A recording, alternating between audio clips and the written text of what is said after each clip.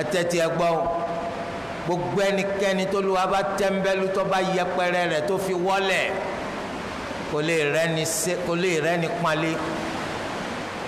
ẹnikẹ́ni tó Olúwa bá fi lè tẹ́ kò ní rẹ́ni pọ́nlé. Olúwa dákun má tẹ́ wa, Olúwa dákun má ṣe wá lẹ́ni tó kàn lábùkù torí ẹni tó Olúwa bá tẹ́ ẹni tó Olúwa bá wọ́lẹ̀ kò ní rẹ́ni tí ó pọ́nlé. bẹ́ẹ̀ ni Olúwa tẹ̀yàn àwa la fẹ́ pọ́nlé àbá fẹ́ jọ tẹ́ papọ̀ àyà jọ tẹ́ papọ̀ ni. Allahu kìí ṣe ọba tí í ṣe nǹkan táwọn èèyàn kan wàá jọ péjọ kọ̀lẹ̀dí àpòpọ̀ pé n tó ṣe àwọn fẹ́ mú kó ẹ lè rí ṣe àfitẹ́yìn náà tí rúra ọba ṣe yín. agbọ̀yẹnu àyà ìpẹ́ni tó Olúwa bá pọ́nlé náà kò sẹ́ni tó lè kàn lábùkù. bẹ́ẹ̀ la Al-Qur'ani rí ẹ gbọ́yé mantuqan wa mafhuman ẹ gbọ́yé ní ti ń sọ jáde tààràtà ẹ tún gbọ́ jáde látòdì ẹ gbọ́yé látòdì jẹ́ bẹ́ẹ̀ sì gbọ́ Al-Qur'ani yẹn tọrọrọ Olúwa ni gbogbo ẹ̀ níbẹ̀ nù rẹ̀ yàtọ̀ sọ̀rọ̀ téèyàn sọ ní téèyàn bá wí ìtumọ̀ rẹ̀ tààrà là á máa fi mú un. èmi ẹ sábọ̀ tẹ́nìkan bá sọ bẹ́ẹ̀ sẹ́mi kẹ́hìn sọ pé sẹ́mi wà lábọ̀ a lè mú bá o torí pé nípa ara rẹ̀ ní sọ pé òun ẹ ṣe abọ̀ kò fi ibi kankan pé wọ́n ní abọ̀ àmọ́ tó Olúwa ló bá sọ̀rọ̀ bẹ́ẹ̀ á gbọ́ yé báyìí á tún gbọ́ yé báyìí gbà tó Olúwa sọ pé gbogbo ẹnikẹ́ni tí Allahu bá fi lè kàn lábùkù kò lè rẹ́ni tí ó pọ́nlé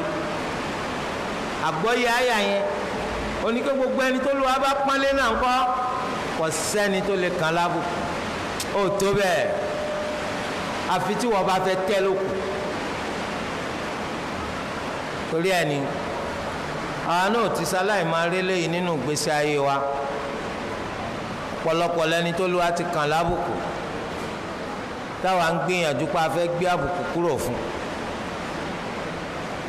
tá ń gbìyànjú pípé a fẹ́ mú àbùkù yẹn kúrò fún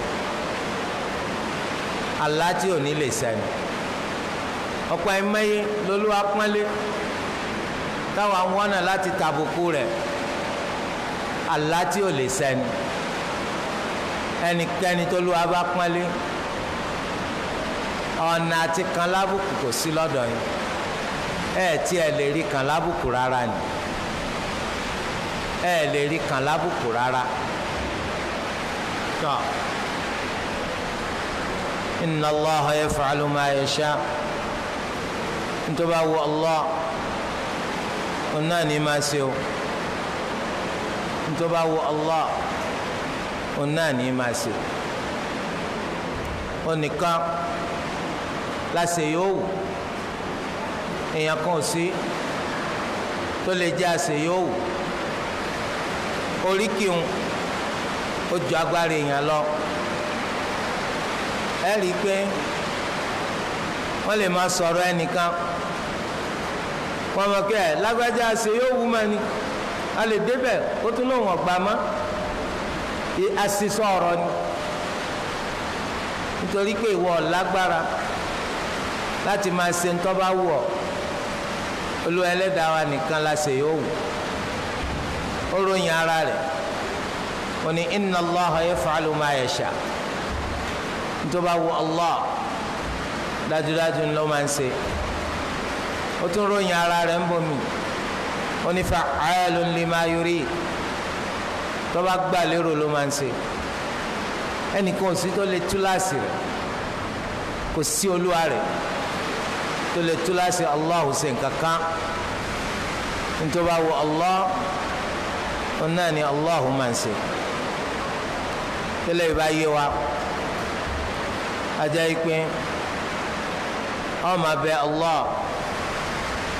kọjá kí dáadáa kó máa ṣẹlẹ̀ sí wa á máa bẹ Allah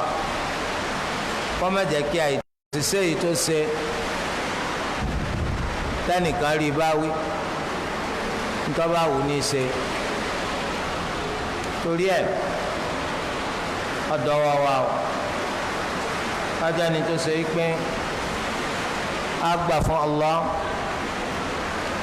àwọn nǹkan tí ó jẹ́ ká bá ìyọ́nú rẹ̀ pàdé. subhanakallahumma wa bihamdik ashhadu an la ilaha illa ant astaghfiruka wa atubu ilayk. ẹnì kan bá ní ìbéèrè ó lè sọ.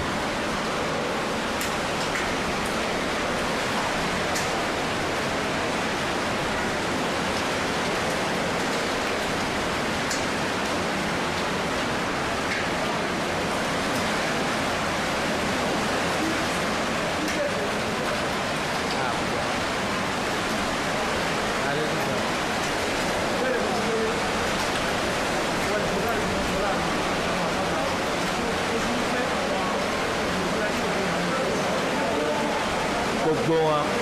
torí kò ti síwájú sọ pé gbogbo ń ti ń bẹ ń sánmà àtìlẹ̀.